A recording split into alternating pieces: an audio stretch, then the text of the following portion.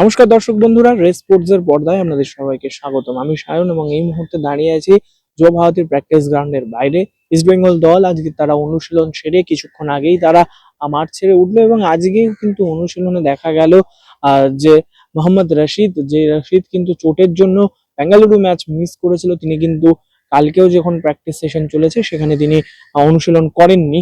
আজকেও কিন্তু তিনি সাইড লাইনেই থাকলেন এবং সাইড লাইনে থেকেই কিন্তু নিজের রিহ্যাব সারলেন। তবে বলে রাখা ভালো যে আগের দিন কেভিন সিভিলকে আমরা দেখেছিলাম, তিনি কিন্তু সাইড লাইনে ছিলেন, রিহ্যাব করছিলেন, কিন্তু তিনি কিন্তু আজকে মূল দলের সাথেই কিন্তু অনুশীলন শুরু করে দিলেন। তবে হ্যাঁ, আজকে কিন্তু সাইড লাইনে তার বদলে দেখা গেল পিবি বিষ্ণুকে। তবে এই যে পিবি বিষ্ণু আছেন সেটা কিন্তু কোনো চোটের জন্য নয়, কিছু কিছু স্পেসিফিক খেলোয়াড়কে প্রত্যেকদিনই কিন্তু আলাদা করে রিহ্যাব সারাচ্ছেন, কারণ মাঝখানে অনেকটা গ্যাপ আছে ম্যাচের আগে এবং 28 তারিখে এই ম্যাচ, সেখানে মুখোমুখি হবে ওড়িশা এফসি। সেই ম্যাচের আগে কোনোভাবেই কিন্তু আর কোনো খেলোয়াড়ের যাতে চোট হয় সেই চোটটা তিনি চাইছেন না এবং সেই কারণেই কিন্তু এই অনুশীলন চলার মাঝে মাঝেই কিন্তু প্রতিদিনই কাউকে না কাউকে তিনি সাইড লাইনে রাখছেন এবং বাদ বাকি খেলোয়াড়দের নিয়ে অনুসরণ করছেন।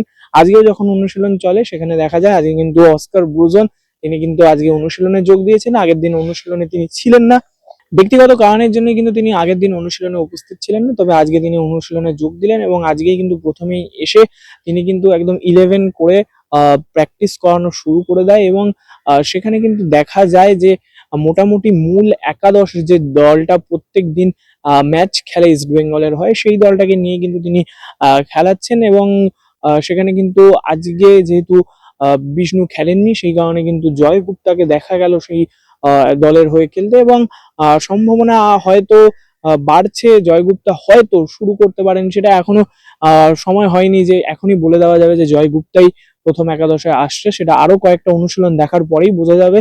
কিন্তু হ্যাঁ, যেহেতু পিবি বিষ্ণু আজকে তিনি সাইড লাইনে ছিলেন, রিহ্যাব সারছিলেন, সেই কারণে কিন্তু পিবি বিষ্ণু যে মূল একাদশটা রয়েছে, যেই মূল একাদশটা ইস্ট বেঙ্গলের প্রত্যেকদিন ম্যাচের নামে, সেই একাদশের অংশ হয়ে কিন্তু আজকে তিনি খেললেন। এছাড়াও Youssef Ezzejjari, Saul Crespo, Kevin Sibille, Anwar Ali এরাও কিন্তু এই দলের অংশ হয়েই কিন্তু আজকে যে 11 সাইড করে প্র্যাকটিস করানো হলো সেই প্র্যাকটিসে কিন্তু তারা ছিলেন।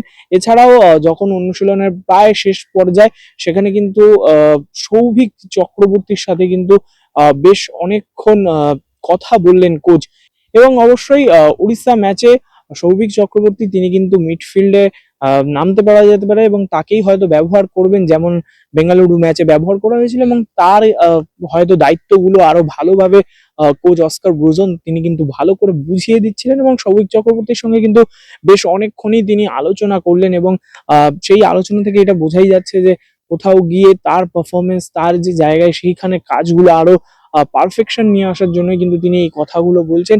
এছাড়াও মোটামুটি এই অনুশীলন পর্ব আজকে কিন্তু ইস্ট বেঙ্গলের অনুশীলন শুরু হয় 5টার সময় এবং 1 ঘন্টা অনুশীলন সারে তারায় এবং বলা যেতেই পারে যে যে সাউল ক্রেসপো থেকে শুরু করে বাদবাকি সমস্ত খেলোয়াড় তাদের কিন্তু এখন পর্যন্ত যে প্র্যাকটিসটা চলছে সেখানে কিন্তু দেখা যাচ্ছে যে অস্কার ব্রুজো তিনি কিন্তু যথেষ্ট সাবধানী হয়ে রয়েছেন এবং চাইছেন যে উড়িষ্যা ম্যাচের আগে কোনো খেলোয়াড় যেন আর চোট না পান।